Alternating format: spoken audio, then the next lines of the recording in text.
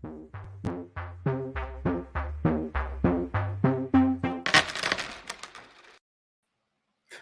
going on, everybody? Welcome back to the Deadlock Podcast, your special UFC 281 edition of Fighter Stonks, where we're going to go over Prediction Strike, talk about these fighters, who is valuable, who you're looking to buy on, who you want to sell on, and see if we can put some money in your pocket coming up here for this big-ass, awesome UFC event. I am joined by my co-host, Manpreet, Lock of the Night. What's up, buddy? How you doing?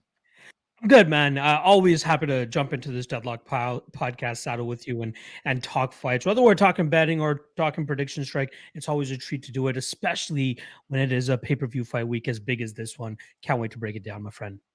I can't wait as well. And Manpreet, unless I'm mistaken, you brought along a special guest for us today. If you'd like to let the people know what we got for them, we're pretty excited. Yes, sir. We've been working with Prediction Strike for a while now. It's almost, I believe it's 10 months. When we started up the Deadlock Podcast, we came up with this whole, stock market thing that we kind of wanted to take the Fighter Stonks segment to a new level. And people just kept pointing out Prediction Strike. So we finally reached out to them and they're like, hey, we're more than on board to help you guys out and give you guys a platform that you guys need to have this kind of game. And it's been phenomenal to this point. I couldn't say any bad things about it at all. So to finally get somebody from their team actually on our show, I think is a phenomenal thing. So without further ado, let me bring in the head of strategy over there at Prediction Strike. We got my guy, Nico. Nico, what's going on, my man? What's up, everybody doing? How are you guys? Thanks for having me first and foremost. I know this is the first time I've had a chance to be on the platform. So super pumped to talk about 281, obviously, like probably the card of the year. Absolutely. No, I was very happy when you're like, let me on. I'm like, let's do it, dude. Like, let's finally do it. Like, we've been talking back and forth in the email chains for, like I said, for months and months now. So to finally actually get you on the stream and talk to our viewers as well, I think that's a very good advantage for a lot of people here. But before we actually get into the breakdowns, I wanted to just give you, a minute or two in terms of just talking about Prediction Strike, right? Like, this is something that people have talked about a lot. Like, even when we listen to John Anik, I remember listening to his podcast a lot, and he goes, if I could buy a stock in a fighter, this is the person I'll be doing it, right? And I'm like, I'm surprised there's nothing like that out there yet. And then I heard about you guys, obviously, through our Fighter Stonks segment, and then you guys have been doing this for a little while now, when I see other fighters and other athletes jumping on board with it as well. So just as, the head of strategy over there of Prediction Strike, I would love to just get you to talk about Prediction Strike real quick for the viewers, to give them an insight of what it is and what the soon future holds as well for the company. Yeah, for sure. So again, Prediction Strike is the stock market for sports.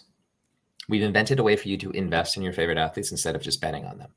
There's obviously billions of sports fans around the world, and not everybody loves to partake in sports betting. I get that a lot of us do. Sometimes I get the itch, but a lot of people want to invest in what they know. And a lot of people know a lot more about their favorite fighters, like Matt Frevola, right? And they think they actually have some more knowledge than the average participant does, and want to invest in that knowledge, as opposed to like investing against some of the smartest hedge funds in the world on their turf, right? So we made it possible to invest in what as sports fans. That being said, like, investing in your favorite athletes has long been a part of sports culture. Like you mentioned it, John Anik, like literally every single sports radio host always says like, oh, I'm buying stock in XYZ rookie, or like, I wish I bought stock in LeBron in year one. Like, imagine what that would look like. So it was a very natural thing to build. And the moment we built it, people flooded to it. So we've had amazing initial success. We've raised a few venture rounds now, and we've started to scale and become a much more legitimate company, as we were honestly just a team of 2-3 guys to start, obviously. And as we've scaled, we've started to partner with fighters on the UFC roster. So you've seen it with, like, I don't know, Chris Weidman, Daniel Cormier, Corey Sandhagen, Josh Emmett. Like, these are people that we've started to work with now, so that we can build an authentic stock market that has both investors, but then also the athletes in it. So you get sort of both sides of the market. We actually have hundreds and hundreds of users who've used your code, LOCK. And I think, can't speak to the average, but I think net people with your code are up about $1,000 or $2,000 on their investments, which is sweet. Obviously, they're getting the hookup from you guys, but it's a pleasure to be here. If anyone has questions, I'm also super down to literally answer the direct questions, but also down to just talk fights. Yeah, but before we get into the breakdown, there's one last question I do have in terms of the goals for the company. Like, what are you guys hoping to hammer in the next year, 2 years, 5 years? Like, is there a specific goal that you guys are working towards, or is it just let's just balls to the wall and just try to grow as much as we can every single day? We think we can be the biggest real money sports company in the world. Mm. That's the goal. 3 times more Americans participate in sports than in the retail stock market. And there's obviously tens of millions of people who participate in that. We are building a more fun alternative to that. And I think we are on the way to doing it. Yeah, I'm very excited about the future of Prediction Strike. Obviously, as the user base gets wider, like there's more opportunities that are going to be available. Yeah, that was actually going to be my next question here. Shout out to my guy, the African in the chat here, fellow Canadian myself. We're wondering, like, is there any talks of going international? I believe right now it's only available in the States, but Canada, the England, the UK, anything like that? Any plans for that in the near future? The answer is yes. Currently, you're right. We're only available in the US. The next step is going to be pushing into English-speaking countries. So imagine the UK, Canada, obviously, India, New Zealand, Australia, and so on. Each country sort of has their own legal framework that we have to make sure we're adhering to. That's being really the only constraint, but it could be as soon as early next year. We just have to balance out like what stuff on the product roadmap do we want to push out and prioritize versus that. But we hear you, man. We got to bring it to Canada. Like my most common DM is like, can I join from Canada or can I join with a VPN? And I'm like, don't make me answer that. So, you know how it is. No, for sure. Clint, if you don't have any other questions, we can get into the breakdown, but I'll pass it on over to you, my friend. Yeah, I mean, I'm just super excited. Obviously, you and I have loved Prediction Strike since we discovered it, and the hookup obviously has been fantastic for both of us. All I heard through all of that is that Daniel Cormier is going to get hooked up on the Deadlock podcast one of these days to talk about Prediction Strike. That's all I heard. We have some partners. Maybe that makes sense. Dude, I think that would be phenomenal. I know you guys were doing some stuff with Chris Weidman this week. That would have been something awesome to line up. But maybe for one of the future pay-per-view breakdown shows that we do, having one of those guys on would definitely be a big thing. You know what I mean? I'm sure it would drive a lot of traffic to the website. Super into it. I think our roster... I'm sorry to put you on the spot. I had to. It was just right there, Nico. I had to take my shot. Respect. Go for it. That's why you're where you are. Let's put it that way. We have a pretty big roster, so this is actually possible. And yeah, like you mentioned it, so I'll be in New York City tomorrow filming some UFC content. So if anyone is in the area, you probably have my Prediction Strike email. Hit me up. I'll be around MSG. So there you guys go. Awesome. Hey, speaking of MSG, we got a fight card to talk about, boys. Let's do it. Why don't we dig straight on into this bad boy? Absolutely stacked UFC 281. First fight of the night. We're talking Nikolai Negumereanu. That is a mouthful. The man comes in at $1.38 if you want to invest in him. His opponent for this very first fight of the evening is none other than City Kickboxing's Carlos Ulberg, also $1.32. One of my favorite features here on Prediction Strike is the ability to look back over the course of their track record. So Carlos Ulberg is up about 55% since he made it over here to the UFC, and Negumereanu, 36%. Both these guys have given you a return on your investment if you jumped in. And Nico, why don't we kick it off with you, man? If you had to invest in one fighter or the other with this particular fight coming up on Saturday, which one do you think is the best option to buy in on at this point? I think I'm going Carlos. City Kickboxing has let me down before. Blood Diamond got me excited with the name. Unfortunately, he got us all with the name. The name, man. Like that was a future champ at 55 cents or whatever it was. I am looking for redemption. I think that team just puts out phenomenal talent, and he's already, I think, 2-0 in the last year or so. So I think he can keep it up. But then again, I think anything could happen at sort of these lower tiers. Absolutely. Locke, what about you, buddy? I honestly, I have an actual money line bet here on Negumereanu, and in terms of a Prediction Strike perspective, though, I just don't know how high his ceiling is. A lot of question marks are still out there about Carlos Ulberg, in my opinion. Great kickboxer, phenomenal looking human being as well, but in terms of actually getting in there and scrapping, I think anytime he gets pushed, like he did against Kennedy and Nzechukwu, I think he starts to fold. So yes, he can get away with just chipping away at Tafon and Chukwi at distance, and not Tafon, Fabio Charant, and then obviously he starts Tafon and Chukwi in his next fight. But I think Nego Mariano is going to keep him on his heels, keep pushing him backwards, keep pressuring him, stay in his face. His durability has looked good to this point. If that holds up here, I think he makes it a dirty fight and he wins it. From a prediction strike perspective, again, I just don't know if he's worth the investment at this point in time. His next fight night might be the one that takes an L. You might be able to get a quick pump and dump on him here against Ulberg, but in terms of a long-term thing, I don't think either of these guys really hold much value. They're not going that far in this division, in my opinion. Yeah, I'm kind of there with you. And I got to apologize again to Nico, because I know the whole point is for us to bring people, in on Prediction Strike. These guys are tough to invest in long-term, man. Yeah. Like, I think Nego Mariano could pull the upset this weekend. He's got an absolute brick for a head. So if Ulberg punches himself out trying to knock this guy out, he may lose on Saturday and then that stock dips. I do think he's the better long-term prospect, though. As much as I think Nego might be able to win on Saturday, I don't think he's going that far in the division as a whole. So, yeah, I mean, pick your poison in my case on this one here. I could see, if Ulberg comes out and plays it smart, Izzy is also facing just a nuclear power puncher this week. So if we're going to go tinfoil hat theory here, if he finally slows down a little bit and doesn't go ham in round one, maybe he does get by Nego Mariano. Maybe he does have, 2 or 3 wins ahead of him that maybe you can get in low here and have some decent return on investment going forward on Carlos Ulberg. Hey, I know he's going to have a lot of groupies in the stands. I don't know. He's the only reason my wife is watching on Saturday, for sure. Ulberg is the only reason. So you're a deep fan if your wife knows about Carlos Ulberg.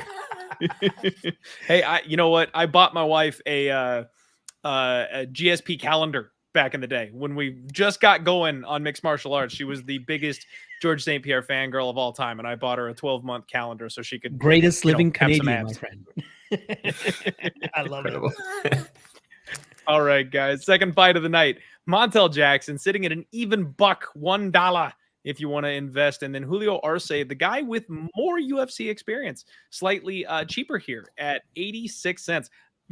I've struggled with this one because I think that Montel Jackson is a guy that's got those cheat codes, right? Like he's got that physical frame, he's got that body, those freakishly large hands that they always talk about with his grip strength and stuff like that.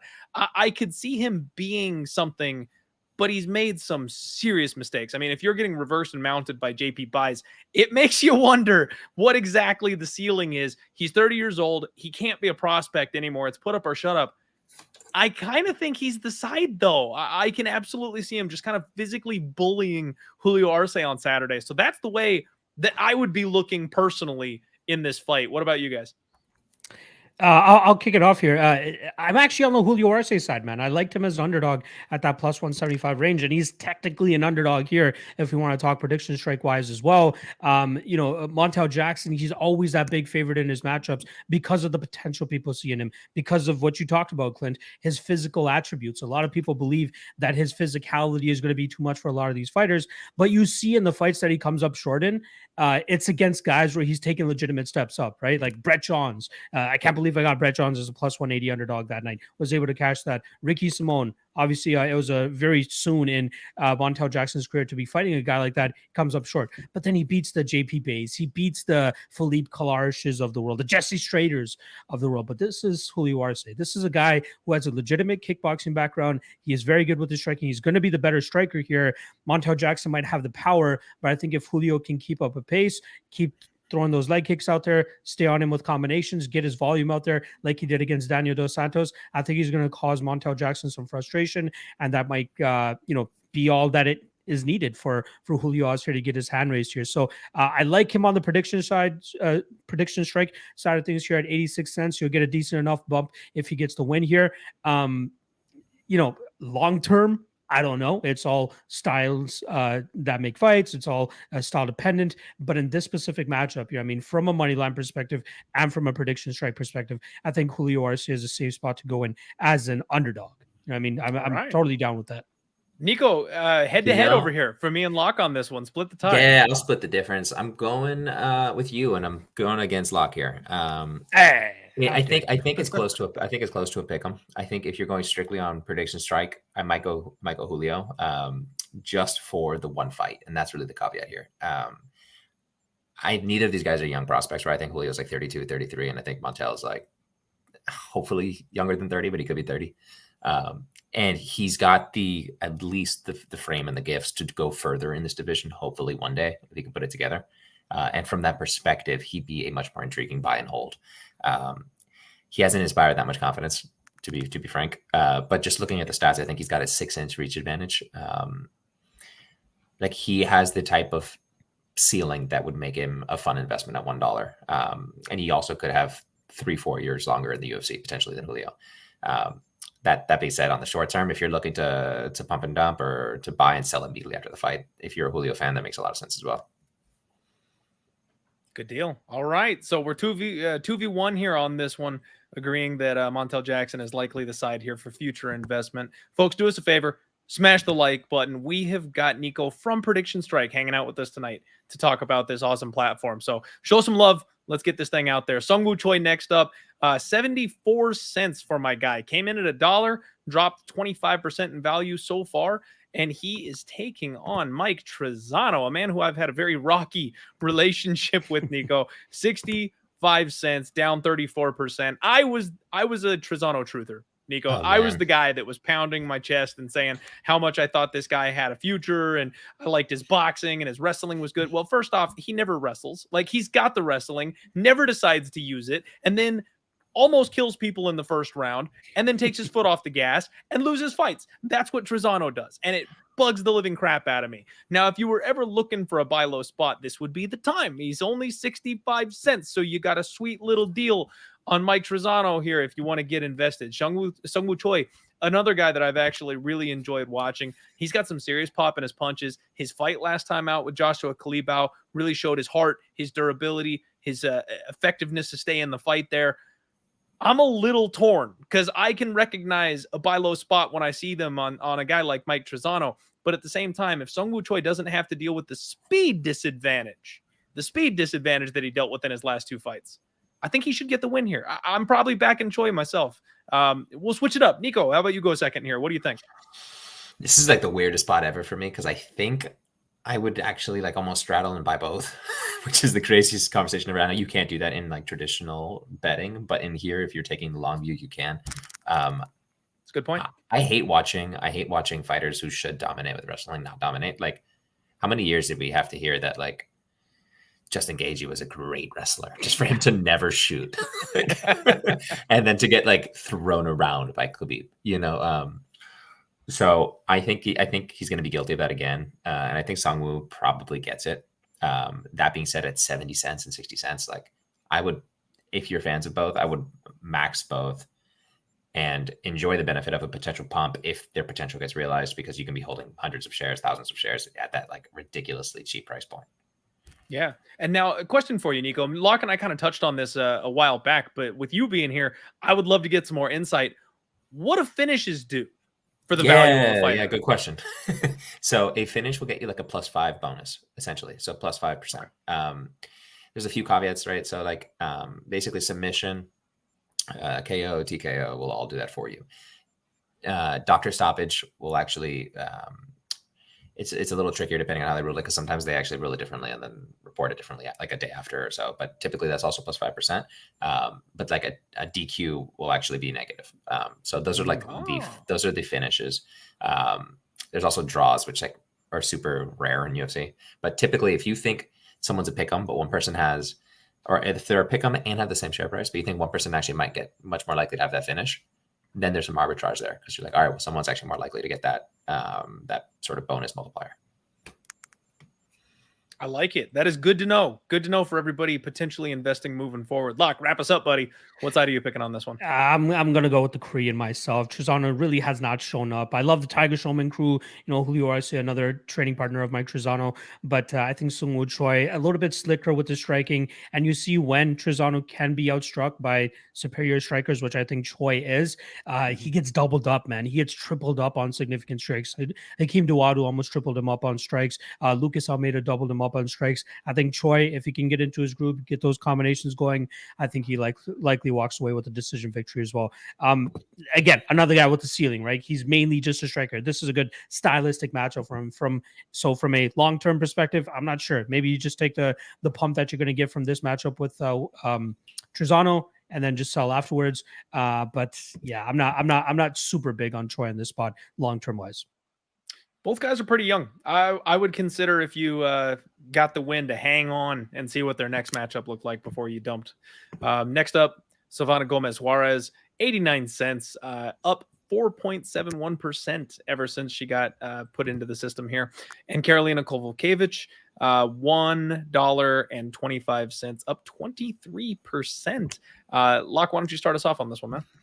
Yeah, so this is one of those spots where, from like a betting perspective, I took the Karolina side. I like her a little bit more here. I got that roughly minus 110 mark. But from a prediction strike standpoint, if Silvana wins this fight, you get a solid bump back in your return here compared to just playing her on the money line from the traditional betting aspect. This is a close fight. It's a 50-50 fight, right? Karolina, great technical striker. She has a ground game if she needs it. She only really showed it in the Felice Herrig fight, right? Like, that's where she got her submission victory. She tried showing it against Jessica Penne, which was not advised because she quickly got tapped after that. But on the Silvana side, mainly just a striker with big power in her hands. So, this is a 50-50 fight. I liked what I saw from Karolina a little bit more to take an actual bet on her. But in terms of prediction strike side of things, I would rather just invest on Silvana in this spot, man. I know she's older. She's 38 years old. She's turning 39 next month. But in this specific fight, you'll get a great return taking her here rather than taking her as a straight up bet on the money line from a betting perspective. That's why we love this prediction strike platform as well. We talk about it on every single episode that we do for this podcast, where you might get a big favorite that's a lot cheaper prediction strike wise compared to what you'd be betting on the actual money line side of things. So this is one of those similar spots where it's a pick 'em, but you do see a discrepancy between the price standpoints. And I think the underdog here, prediction strike wise, is probably the better way to go, given the upside that you can get. I like it. Nico, how about you? I think that's an expert analysis. These are also like older fighters who've been through it. So there's not that much like long-term upside I don't see as like a holder. So you come down to it, like, who's winning this fight and what are you going to get out of it? I think it's probably a 50-50. I actually probably, if I had to pick who's going to win, I'd say Karolina. I think she's been in there with like real veterans of the game and has seen a little bit more. I mean, obviously they're both up there in terms of career age, but I've seen her on some not main events, but on some main cards like for a while now, it feels like. So I would say she probably wins, but if I'm just going straight on my math here, I'm going with, I'm actually going to go against Karolina. Okay. I'm going to be on an island here, I guess, and I'm going to go the other way. I'm going to say Silvana is the side, both prediction strike and betting wise, personally. Karolina retired because she didn't like getting hit in the face. I know it was a different level of competition that she was facing, but Suarez throws hammers, boys. Like, this girl can bang. And I've got a feeling that if she gets clipped with one or two of those big ones, she's going to be deer in the headlights again and look for her exit. So personally, I'm going to be on the Juarez side, and I don't mind it if you're looking for a pump and dump here in prediction strike. Like Locke said, she's a little bit older, so not much long-term value, but I definitely would be looking at the Silvana Juarez side of things myself. Quick thing to interject here in regards to that. Funnily enough, Karolina was actually a part of the first ever fight card for the UFC at MSG as well, way back at UFC 205, where she fought for the title against Joanna Jacek. Obviously, she came up short that night, but here she is 6 or so years later, trying to capture another victory. So interesting little bit of MMA history there for you guys. Love it. Thank you for the trivia, Locke. I like it. All right, next up, Potato Power himself, Ottman Azaitar, is $1.01. You can take his opponent, the steamroller Matt Frevola, at $1.06. A pick'em lined price tag, both betting and on prediction strike, relatively even here. Nico, which one do you like here? I'm going steamroller every day. I just like his Twitter. Honestly, no, I think he's so good on Twitter. He's great, dude. He's got to have a huge following by now, man. I think these guys, I think the UFC matchmakers have actually done a fun job of like building some close fights. I think we've seen a lot of events that are like not so close. I've seen some massive underdogs and favorites. This would both be a fun fight from a personality perspective and from a pick'em. I'm going Matt. I don't see him losing this one. I think he probably actually wins it, but then I also see him having a pretty successful career. So I'm going on him, and then I'm also going on a long-term hold. Like I'm not selling after the fight. I like it. Locke, what about you? I have no actual bet on this one. I'm gonna lean on the Ottman side. Unfortunately, I apologize, Nico. I know Matt's your guy there, but in terms of the big power that Ottman carries early in fights, I think that might be a little bit too much for the fragility of Frevola. Frevola has taken big shots in the past and he keeps chugging forward, but I think the power in which Ottman strikes, I think it might be a little bit too much for him early here. Now, don't get me wrong. Should Frevola survive that early onslaught? Yes, he has finishing upside later on that this fight goes. So the only way that I'm really kind of targeting this fight, and I'm not sure if we can really do it from a prediction strike standpoint, but it's just taking the fight to not go to a decision. I know it's super chalky, but parlaying it with something else I think is great because both guys have finishing opportunities. Matt's a great wrestler, great grappler, and a great jiu-jitsu player as well. So I have no doubt that should this fight go into the second or third round, he's going to get Ottman to the ground, likely strangle him, pick up a finish of his own. But honestly, my gut is telling me this whole week, Ottman, round 1, KO. And if they're relatively a pick 'em on whatever side, prediction strike or betting, I think Ottman is the way to go. I apologize. All right. I actually am a bit torn on this one, guys, because earlier in the week, my thought process was the exact same as Locke's. I like the potato power, the big punching power this guy brings to the table. He's all about crushing people in that first round. And we've seen Matt Frevola be a little chinny. We've seen him get touched. His defense leaves holes. But damn, man, then I started thinking about it, and I'm like, what happens if he doesn't clip him in the first minute, though? Like, what does this fight look like outside of the first 60 seconds? And then I'm like, well, I don't know that he can stuff 15 minutes of takedowns from Matt Frevola. I don't know that if Matt Frevola avoids that first bomb, Ottman is capable of getting off of his back. So I'm actually going to kind of flip a little bit on this one, and I'm going to lean more with Nico because long term, I mean, Ottman Azaitar fights once a year. You're not going to get much value out of that. Even if he's in the UFC for the next 4 or 5 years, you're just not going to get that much movement. But Matt Frevola is young, he's active, and he is aggressive. We talked about the finishing bonus that you get when people get put away. I think he's the long-term investment choice here. If you want to pump and dump, if you think Ottman Azaitar is going to win and get the bonus finish on Saturday, I don't mind that. But I wouldn't say that you want to stay on him long-term. If you're thinking long-term, like Prediction Strike is built for, I think Matt Frevola is probably your guy. Yeah, Ottman and his brother Abu actually come from a ton of money, which is why they don't really care to fight. They're already they're good. They got a bunch of money set aside. I don't know if it's family money or whatever the hell it is, but that's why they don't fight that often. It's just because they don't need to. They just fight for the fun of it. Exactly. You don't hear that. You don't hear that much. No, you don't. Not with a fighter, right? All right, guys. I love it. Next up, Wellington Turman, $1.28. I don't know how he's not like 62 cents. I hate this guy. 25% increase since he got into this system here. I'll tell you how I really feel. Andre Petroski, $1.20. Another very evenly, closely matched fight. Guys, I can't make heads or tails of this one. I don't like Wellington Turman. I don't think he's much. He's got big-time chin issues. I know he's got a solid Brazilian jiu-jitsu grappling base and things like that that'll carry him against certain opponents. I don't know how he submitted Misha Serkinov in his last fight. That never should have happened. And now he's getting another grappler here. And Petroski is one of these little tank explosion type of guys. If he slows down, if he gasses out, he could leave himself vulnerable. But if he plays it smart and he just goes rinse and repeat on the takedowns, I don't see why he can't grind this fight out. Believe it or not, even with the way both these guys finish, I kind of like an over in this one. I don't know that we're going to get a finish bonus in this particular fight, but I want nothing to do with either of these guys long-term, just because I think they both have severely capped ceilings. Nico, would love to hear your thoughts on that. Can I curse on this video? Go for it. Have that. Hey, you're the one sponsoring it. Fuck this fight, man.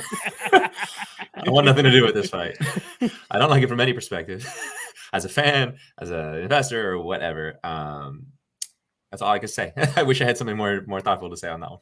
I'm right there with you. Locke, do you have an opinion? Honestly, similar to Nico, I don't really care too much about this fight. I'm not sure what it is. I'm an Andre Petroski fan, right? Like I like his style, I like his hard, gritty grappling. He's a strong individual. His jiu-jitsu when he gets to the ground is nasty as well.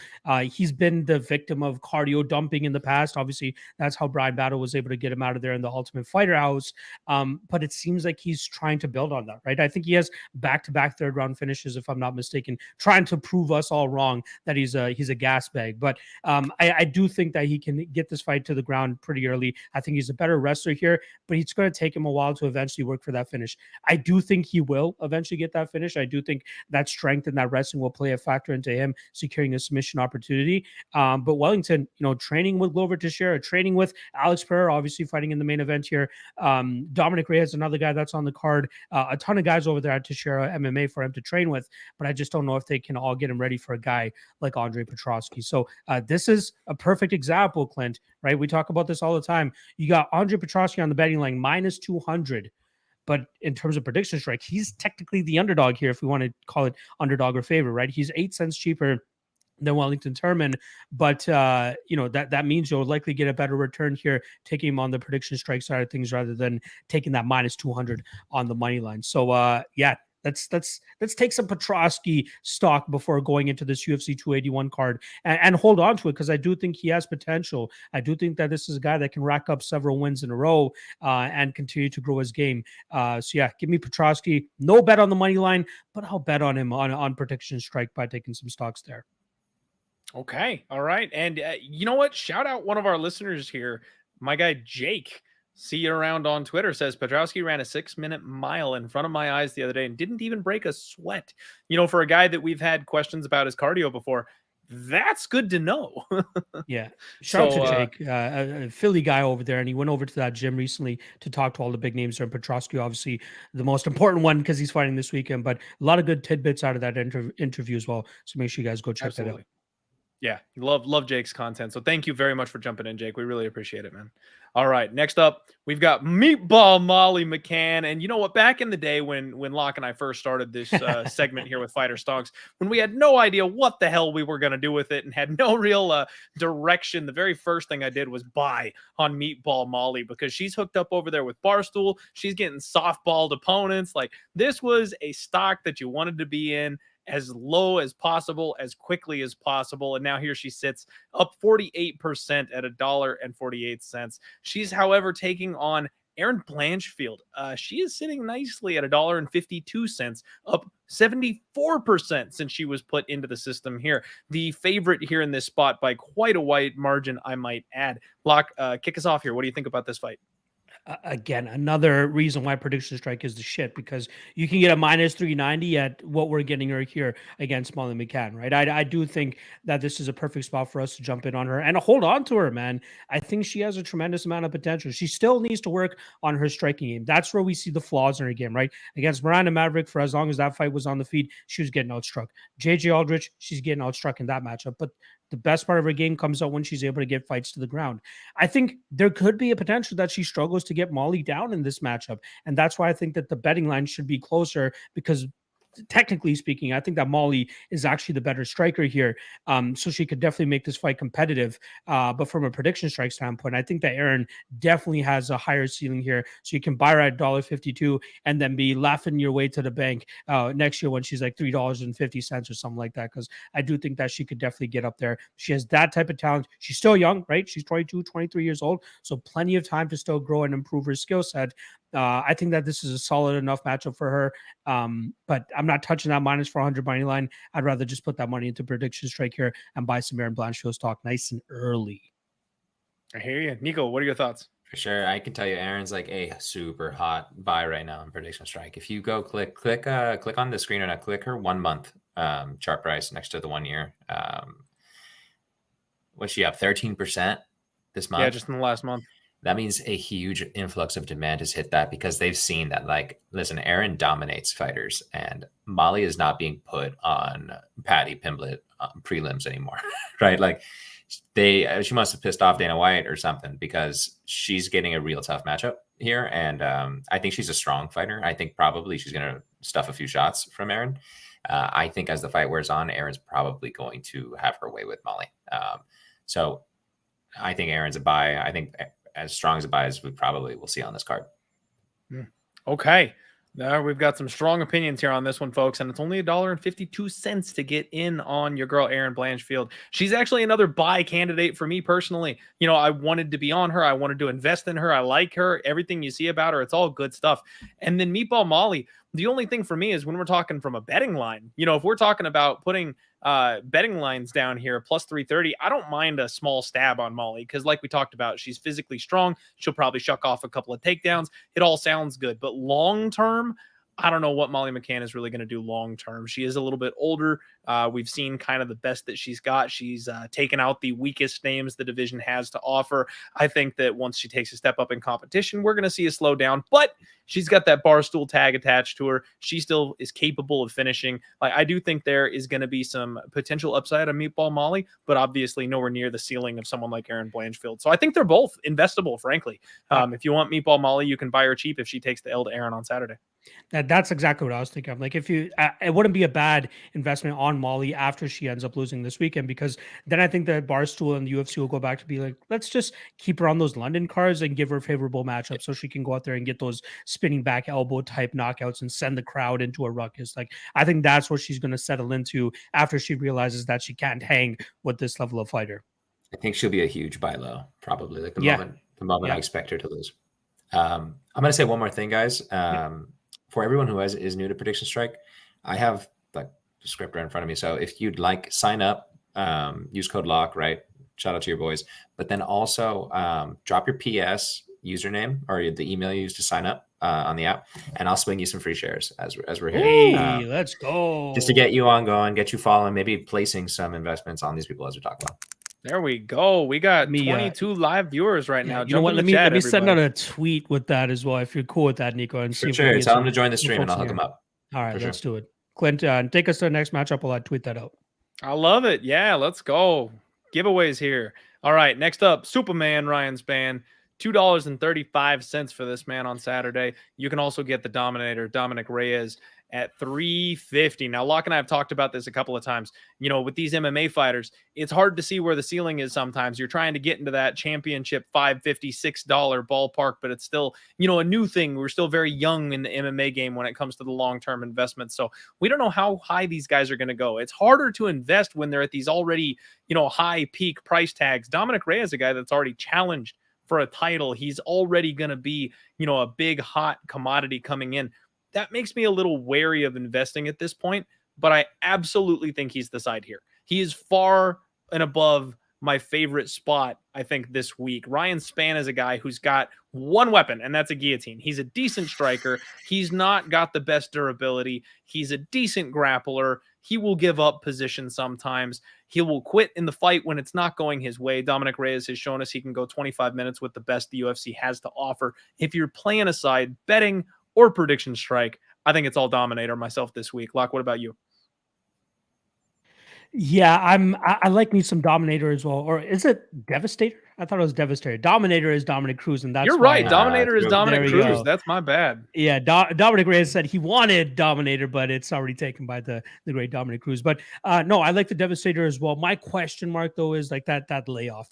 That's my big concern, right? It's one thing to go in there and train with these guys, but it's another thing to go in there with live action and actually get hit in the face with somebody who's actually trying to knock you out. And Ryan Spann, that's one thing that he does have, in my opinion. I think he has big power in his hands that if there is any chink in the armor of Dominic Reyes still, I think Ryan Spann can exploit it. But you're right, Clint, man. He is the better overall fighter. He's the better striker. He's long rangey. He uses his distance very well. And, you know, I think going over to Glover Teixeira MMA and Fitness is probably the best way for him to go about it. It's not a huge team. It's a very, you know, small team of high caliber guys training alongside the likes of Alex Pereira and Glover Teixeira is big things for him and could mean big things for him moving forward. But I think that this is a great matchup for him to come back to, get his feet wet once again. Ryan Spann is decent, but I just don't think good enough to beat a guy like Dominic Reyes. So yeah, give me Dominic Reyes. Give me 1 second here. Dominic Reyes is sitting at $3.50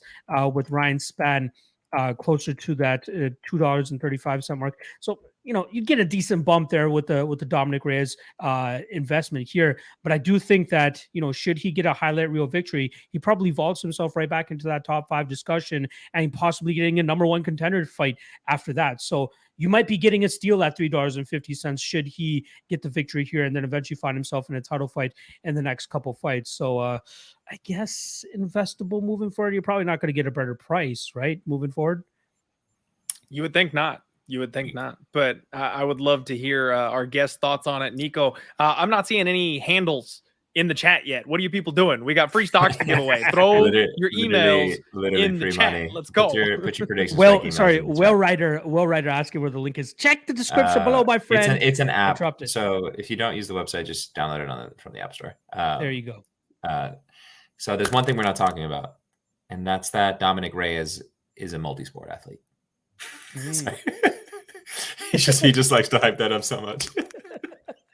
Hey, it helps. Athleticism helps. No, for sure. No, I think the real thing, I think the real thing that we aren't indexing on is that he got his lights shut out so hard from Jiri, and I don't know if he's in a spot to come back from that like that. I do think he's technically the better fighter. I think he is a much cleaner striker than Ryan, and I think he does a lot of things, like even moving backwards, he strikes really well. And I think if Ryan's desperate to get sort of the guillotine, he's going to put himself in that position to get hit. But I mean, what was the fight before Jiri? I think he got beat by Jan Blachowicz, right? So he is on the wrong side of a couple horrific strikes recently, and I think this is going to be a weird take. I think this could be maybe one of his last fights in the UFC. Ooh. Interesting. I do think he wins this fight, but this is the big litmus test in terms to see where his durability is at. And that's the big question mark going into this fight. If he can't take any shots, look at Alexander Gustafsson, for God's sakes, right? The guy's fighting again next month against Ovince St. Preux, but he can't take a shot on the chin to save his life. Yeah. I mean, Clint, I apologize because I'm sure that brings back some PTSD for you. But that might be the thing here for Dominic Reyes. Who knows? We'll find out this weekend. But if he is intact durability-wise, he should style on Ryan Spann with relative ease here. You would think so. You really would think so. And you know what, guys? Do just want to toss out here. He talked about how he is most improved defensively coming into this. He's been working with Glover Teixeira and Alex Pereira going into this fight. And they talked about how he is hard to find in the octagon. You mentioned, Nico, his ability to move backwards and strike on the back foot. If you can't find him in the cage and he can hit you back when he's being elusive like that, woohoo, give me all the Dominator here for this week. I don't know how much long-term he's got invested as far as future matchups and things like that, but I think this is a get-right spot for him. I think he should be able to get by Ryan Spann. I think we've officially renamed him the Dominator. That's how convinced Clint is here. Sorry, Dominic. Hey, Dominic's about to hang him up anyway. Like, he'll inherit him anyway. Yeah, pass it on. Why not? All right, everybody. Renato Moicano coming in at $1.17. Lots of easily investable price tags this week. He is taking on my guy, Brad Quake Riddell. Unfortunately, Brad has fallen from grace. He's down 48% since Prediction Strike got rolling here. And I would buy the dip. I would buy the dip here on Brad Riddell. City Kickboxing, baby. We talked about it. There's all kinds of upside on these guys. He's a world-class athlete, and he's held his own with some of the biggest names in the sport. He's fantastic. He's gotten caught a couple times. This is MMA, folks. It is what it is. And Jalen the Tarantula Turner is going to catch a lot of people. So I wouldn't read too far into that. I worry about Moicano's heart. I worry about his durability. He's a prize fighter. He's going in there to try to get a finish, get a bonus, get his check, get out. I don't think he's long for this level of competition, frankly, because he just absorbs too much damage. Someone like Brad Riddell, on the other hand, he mixes in the wrestling well. He's capable of finishing. He's a world-class striker. He's absolutely the side here for me. I'd be buying the dip at $1.03. What can we hear from you, my guy, Nico? I feel the same way, really. I mean, Renato went pretty far, if not the distance, with correct. Rafael Dos Anjos. Rafael, yeah. And he got brutalized, but like he has fought the highest caliber talent, right? He fought Jose Aldo. I just think Brad Riddell's much more skilled. And actually, I think the big thing you hit on, Clint, was that he wants to be there. And I think that he is the quintessential buy low. I honestly, for me, I'm kind of surprised that both these guys are only around that range, right? Or $1.17 for Renato and $1.03 for Brad. I think those guys are much better than those price tags. So like, no matter who comes out on the losing end here, I think that this is one of those spots that you can still go in and invest on those guys and expect to get some solid returns moving forward. In terms of this matchup, I do like Brad, right? He lost to a similar archetype of a fighter in his last matchup against a long, lanky Jalen Turner. Renato Moicano, nasty BJJ in his own right, and some decent striking whenever he can start off his fights like that. But we saw in the Alexander Hernandez fight, when he can't get somebody to the ground, he starts to fade a little bit. That's why Alexander Hernandez won the first round there. And then in the second round, obviously, he was able to clip Hernandez nice and early, and he was able to lock up that club and sub. But I think that Riddell must have learned a lot from that Jalen Turner fight. I think we'll see him a little bit defensively more sound here. And then once Renato starts whiffing on those takedown attempts, I think we'll see Brad really start to open up with his combinations. I think he can eventually find the finish here. So, from a betting standpoint, I haven't bet it yet, but I think I might take the shot here on Brad Riddell. But even from a prediction strike standpoint, look at that juicy price tag of $1.03. I think that this is a phenomenal price point to jump in on him. I think he goes on a 2 or 3 fight winning streak at least after this matchup. But yeah, both guys, high value guys who are at very short prices right now that I think people should take advantage of. But in terms of a prediction, I'll go on the Brad Quake Riddell side. For sure. And I'll say one more thing, actually. If you look at Brad's 1 week chart here. So there's zero action on Brad. So like if you're actually looking for candidates that like you think Aaron was like really almost what you can call pumped up, you can worry that like after the fight, a bunch of people will sell and drive the price down if you are only sort of a short-term investor. I don't see much sell-off risk with Brad Riddell. So that's another thing to consider, because you'll know, and this is one of the advanced tricks when you're investing on prediction strike, be wary of like pumped fighters, because you might invest in a Sean O'Malley 10 seconds before the fight, but there might be 80% of his holders might be trying to sell the moment the fight ends. So you want to be wary of the supply and demand dynamics of the platform also. So there looks to be no action on Brad. You can be the first people in on that. There you guys go. I like it. Sorry, Clint, let me just jump in here. Urban Men in New Jersey saying, yo, what's up, guys? Just download Prediction Strike. Well, make sure you sign up. Use the promo code LOCK, and then after you get your username, drop it right here. My guy Nico will hook you up with a couple of free shares as well, just for sure. I can do that while we're here, and I can even announce who you got. It's completely random. There you go. For sure. And yeah, just use your PS email. Yes. Playing scratchers here on the show live with everybody. Find out what you got. One for you. Give it away. All right. Claudio Puelles.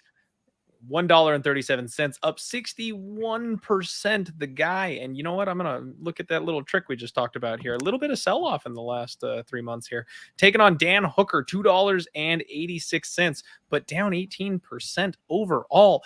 Guys, my brain is all kinds of wrapped up around this one. So Claudio Puelles is somebody who I actually was super high on. I was pretty excited about his future, his skill set. I like his kicking game. Obviously, those knee bars are nasty, but I've also been a big Dan Hooker fan. We've seen this guy has not been able to crack through the upper echelon of the division, but when he fought Nasrat Haqparast, he reminded us that he's like top tier gatekeeper status, that if he's not facing the elite of the elite, he's going to whoop your ass. So it's a big crossroads here for me of, is Claudio ready for this caliber of an opponent? I think that there's questions about Dan Hooker's durability, just the type of damage and beating he's taken. I think he left something in the cage in that Daniel Poirier fight. I'm sorry, geez, not Daniel. You know what I'm saying? The you want Cormier on the show. I get it, Clint. Yeah, it's fine. Yeah, I really want Cormier on the show. So I think he left a piece of himself in there. Now, that doesn't mean he's broken. That doesn't mean he can't ever fight well again. So he can still be a gatekeeper. He can still beat some of these lower tier guys, even after having that kind of a war and the toll that it's taken on him. I don't know if Claudio Puelles is willing to go to that dark place. I'm worried what happens if he doesn't get the submission. And Dan Hooker's a guy that's got some slick submissions on him himself. Maybe you guys can clear this one up for me. I'm not sure I want long-term investment in either of them, quite frankly. Honestly, I think that this is one of those spots where Dan Hooker reminds us why he was, one of the top guys in this division. And keywords there being this division, because he no longer has to cut down to 145 pounds. I'm not sure why he decided to transform into Skeletor to try to make his last fight, right? There's no reason for him to do that. Now back at 155 pounds, similar position to what he was at going into that Nasrat Haqparast fight, right? 2-fight losing streak. He got finished as well. Now he's coming back in with something to prove against a huge step down. We're talking about Claudio Puelles, and we're talking about Michael Chandler, Islam Makhachev, and all these other guys that he ended up losing to over this last 5-fight stretch that he's on. But I think Hooker absolutely brutalizes the man this weekend. I think his striking is far superior. I think he has a very underrated submission game as well. And I mean that defensively speaking too. So even if Claudio wants to get this fight to the ground, it's not going to be no cakewalk. I think that Dan Hooker survives on the mat. Not even survives. I think he even does work on the mat if he needs to. But as long as this fight stays in the striking realm, I think he puts his combinations together. I think he butchers Claudio Puelles, and I think he finishes him later on in this matchup. Similar to what my guy Felipe Silva was supposed to do a couple fights back against Claudio Puelles. He butchered him for 2.5 rounds, and then somehow Claudio Puelles pulls out a knee bar from out of nowhere. So hopefully Dan Hooker doesn't make that ill-fated mistake that Felipe Silva did, but I expect Dan Hooker to come out there and absolutely murder this man, guys. This is a big, even from a betting perspective, guys, -145 is a ridiculous line on Dan Hooker. Who the hell is betting on Claudio Puelles? Show yourselves, because it makes no sense to me. But even prediction strike, I think we see Hooker go on a little bit of a run, $2.86. I think we'll see him back up into that $3.50 range that he was at prior. This guy is going to go back on a run. I truly believe it. We got hot takes coming in here from Locke. I need the Owen Wilson. Wow. I got Hooker by knee KO. I think he's getting the finish, and I'm going to say how he's doing it. I want to see one of those knees. I mean, you just look back at the victim. I mean, I get why the line is the way it is. It's because they've seen him get flash KO'd by Michael Chandler. They saw him get ragdolled by Islam, but like, who doesn't? And then they saw him get caught while he was ridiculously depleted at 145. Like, he is not as washed as that sounds. And I think he's going to show it pretty convincingly. And I think he actually probably puts 2 wins together probably after this. So I think he's a buy and hold. One of the big things that scares me, guys, just in the stylistic matchup here, is the way Claudio Puelles shoots from like half the cage away. I'm like, I think someone like Dan Hooker will be able to see that kind of a shot coming. I thought that Clay Guida was going to be the guy that could like stay on top of Claudio Puelles and stay safe from the knee bar in that spot. But if Hooker is smart enough to just not ever go to the ground with him, I don't know that Claudio has much for Dan Hooker on the feet, frankly. So you guys are kind of talking me into a Dan Hooker bet. Maybe I get there by Saturday this week. Yeah, Puelles has been an underdog to Jordan Levitt, +170 against Jordan Levitt. I mean, what are we talking here? Chris Gritzmacher, he's, I believe he's an underdog, at least a slight favorite there. He should not be at these odds against the guy of Dan Hooker's caliber. I am mystified at the confidence that people have on that side. I might look like an idiot come Saturday night, but pre-fight, I feel pretty goddamn good about Dan Hooker here. I hear you. All right, guys, let's go. We're moving right along. We're getting towards the end of the show here. I want to shout out our guest again, say thank you very much to Nico from Prediction Strike for joining us, giving us all the love, and of course, throwing out the free stuff for everybody here. Let's move this show along a little bit, though. Chris Gutierrez taking on the retirement age Frankie Edgar. Guys, you can't invest in Frankie Edgar. He's literally retiring this fight. Please don't waste your money. Even if he does get the win, it's more than likely not going to be by finish. So there's not even a pump and dump. And dear God, the dump would be massive after this, because he's done. He's hanging him up. It's over. Gutierrez is really the only side you can look here. I'm gonna agree. Like, I am Prediction Strike. And, I don't think this is a Prediction Strike play here, guys. I think this is what happens. Do you just pull him off? Like, do you? No, we actually don't pull him off. So a lot of people retire, and it's like kind of a cool thing, because like their shares become like this cool collectible that you can point to, that like you have this thing. So, however, I don't think the UFC is giving Frankie Edgar the ceremonious send off that sort of would sort of build that up. So. Gotcha. I think they should have sent him off a couple of years ago, probably, unfortunately. So, yeah, Locke, anything to add to that? I think this is a good spot from Gutierrez money line perspective and prediction strike perspective. Obviously, $1.33. You got Frankie Edgar at $1.80. I think he wins this fight. I think he wins it by finish as well. And I know it's known out there. Frankie Edgar is definitely going to retire after this fight. So there's no need to jump in on the Frankie Edgar side. Let's go, Chris Gutierrez. Hopefully, he chops off Frankie Edgar's leg. I apologize, Frankie, but you're going to be limping into retirement. Literally, with the way that guy attacks legs. All right, Michael Chandler. 375 taking on Dustin Poirier 372. Interesting, another evenly lined fight here on Prediction Strike. However, you've got Dustin Poirier as a massive favorite betting wise as a minus 210. What way do you see this one going, Nico?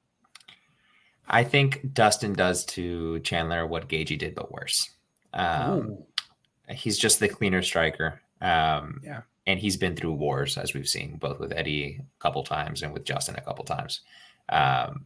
Could have been once, but whatever. I think he probably doesn't get the finish, but I think he completely outclasses Michael Chandler. That being said, Michael Chandler is the type of guy who can catch a first round finish, or even a second round. But I think Dustin's probably levels ahead. And if you look at sort of the talent discrepancy, I think Dustin is a pretty obvious buy. Okay, Lock, anything for you? Yeah, I like Poirier here as well, man. I think he's definitely the cleaner striker, like Nico was talking about. As long as he can anticipate those big shots coming from Chandler, he should be able to stay safe here. I think his durability is still all there. Give me Poirier. I couldn't agree more. Michael Chandler, always capable of that first round knockout, very explosive, could happen. We've seen Dustin Poirier deal with the same exact threat many times before. So it's Dustin Poirier or nothing for me. Wouldn't be surprised if Chandler retires on Saturday, quite frankly. Sorry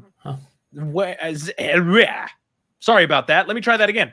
Fuck it, we'll do it live. Zhang Weili, $4.85. See, I tried to go Zhang Weili, and then I tried to go Weili Zhang, and it ended up just being a... I hear that. She is $4.85. The champ, Carla Esparza, $5.22. What a price tag there for the Cookie Monster. Nobody likes Carla Esparza. The lines are backwards, guys. You've got Zhang Weili as a giant favorite on the betting line, like minus, 3 something at this point, almost minus 400. And then Carla Esparza is actually the more expensive commodity here on Prediction Strike. We're talking long-term investments, Lock. What do you think? This is where Prediction Strike comes through. You want to bet on Weili Zhang, you take the stock on her in Prediction Strike, and you likely get a better return. But I think she wins this fight. Now, from a money line perspective, I do think the line is a little wide, right? We saw Rose Namajunas have grappling success against Weili Zhang late in their fight. Carla Esparza, probably one of the best grapplers, wrestlers in this division. Yes, she has trash striking. That's why she's always a big underdog. Everybody thinks that she's going to get knocked silly on the feet, but she's gone up against credited strikers in the past and gotten them to the ground and grinded them out. Alexa Grasso, Marina Rodriguez, Yan Xiaonan, 3 names that come to mind right off the jump, but she wades through the fire. She gets them to the ground. She grinds them out. Weili Zhang, I think she's made enough improvements in her wrestling to stay competitive, at least in that round for the first 10 minutes. And I expect this fight to play out in the striking for those first 10 minutes, or as long as it's going to take, because I think Weili knocks your head into the 5th row here within the first 7 minutes of this fight. But should this get into the 3rd round, that's where the sweats start coming out, right? That's where I'm like, ooh, maybe I shouldn't have put Weili Zhang on every single parlay or loaded up every single thing that I wanted on Prediction Strike on her. But that's where Carla makes this a close fight. If she can get it deep, if she can, wade through that initial fire that Weili is going to throw out there.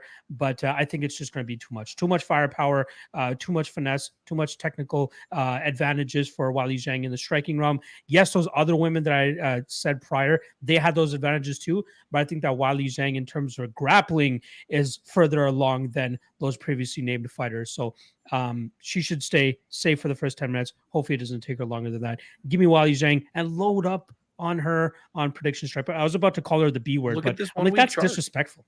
Yes, exactly. Get on her now before she gets even higher. Yeah, right. I'm gonna completely agree. I think this fight's closer than people say it is. That being said, I think Zhang Weili takes it. And for the sake of UFC fans everywhere, I hope she takes it so that we don't ever have to watch Carla fight again. Come on, Nico. She's made me some good money in the past. Hey, she's come through as an underdog 6 out of 8 times in the UFC. She is a live dog. Every morning I wake up and I wish I never watched the Rose fight. Please, God, give me those 25 minutes back. I just need it Oh back my so God. badly. I was live at that event. That was so bad. I can't believe it. Lord. And then like watching Trevor and Rose be like, yeah, we definitely did enough, man. Come on. That was, It was pure awful. comedy. Pure comedy. So that being said, actually, this is like chaos because like this should be the most fun weight class, one of the most fun weight classes in the UFC. But Zhang's gonna win, then Rose is gonna somehow beat her again, and then Rose is gonna lose to some nincompoop, and we'll be in this purgatory forever. All that said, load up on Zhang Weili. She should take it. And the fact that she's trading at a discount won't last long. Like I can tell you, a lot of the UFC investors come up. We gotta sign up. George or Jorge. Send the email that you used to sign up, and I'll use that to send free shares. And I'll tell everybody who you got. And for being the first, I'll send you some extra shares. Yo, let's go. Now all this was Hey, a drop long, it quick. all this was a long way to say Zhang Weili will rise a lot probably in anticipation for her fight. So get ahead of it now, or buy and hold for a while. Frankly, guys, if Zhang doesn't get it done inside the distance, you thought the O'Malley decision was bad. Like, there's no way the UFC is putting that belt back on Carla. Zhang Weili gets it done on Saturday. I can't add much more to what these guys said. We've got the main event up here, guys. We've got Alex Pereira at $2.74. Most cheap price tag I think I've ever seen for a title contender. Kind of crazy. His opponent, Israel Adesanya, the legendary $7 price tag. Like, that's where you want to be, folks. So if Alex were to dethrone Israel Adesanya, you got to think he gets a solid bump in his price tag coming in and dethroning a $7 favorite here on Prediction Strike. However, I'm going to side with the champ. Like, I think Israel Adesanya, with his experience in MMA, with the more years competing, the well-rounded skill set, and the fact that at the kickboxing stage, if he didn't get clipped, he was looking pretty good on the feet the last time against Alex Pereira anyway. I think it's and still personally. I can't buy on Izzy at $7, but that's the side I like to win the fight from a Prediction Strike standpoint. Alex is a pump and dump option. Even if he does get the win over Izzy, I don't know how long he is for MMA. He's older. He's long in the tooth. He's had a long kickboxing career. I don't know if he takes 2-3 more fights and then calls it a day. So it's not very investable for me personally either way. I personally, I do like the Israel Adesanya side as well. I'm staying away from it from a betting perspective, from a Prediction Strike perspective. I think Izzy rules this division for years to come, right? I still think he has a solid 3 or 4 years at the top of the division here. So, we might see that $7 go to $8 or $9 by the end of his title reign. And you'll be lucky sitting here before UFC 281 to get on in that price range right now, rather than just look past it, right? There's guys that you look for from a long-term perspective. Israel Adesanya, Alexander Volkanovski, Islam Makhachev. You buy those stocks right now, I guarantee you they're going to be a lot better in the next year or two as well. So, Izzy, I think styles on him. Like you said, Clint, I thought he was winning. I thought he won the first fight, which went to a decision. And then in the second fight, he almost had Pereira out of there as well. I think he wins this fight without, a little bit of issues early on. But as Alex starts to telegraph his shots, starts to slow down, I think Izzy starts to take over. Maybe finishes this late, maybe goes on to a decision. But I think we'll see Izzy try to go get it this weekend. I think the left hook from God is coming. I think Izzy's getting slept. Wow, let's go. I like it. I just see it written in the stars. I think it's just crazy. Alex is really, really big, and the only truly sort of comparably skilled kickboxer that Izzy's faced in the UFC. He faced a much older Anderson Silva, I guess. But I will see Izzy getting frustrated that he's not just able to be the taller, longer guy for the first time in his life. And Alex will touch him, and Alex is a much stronger, bigger person than he is. I think they're listed at the same height. I think Alex is probably 1.5 inches taller. And Alex is so darn big. I think he'd be a big 205er.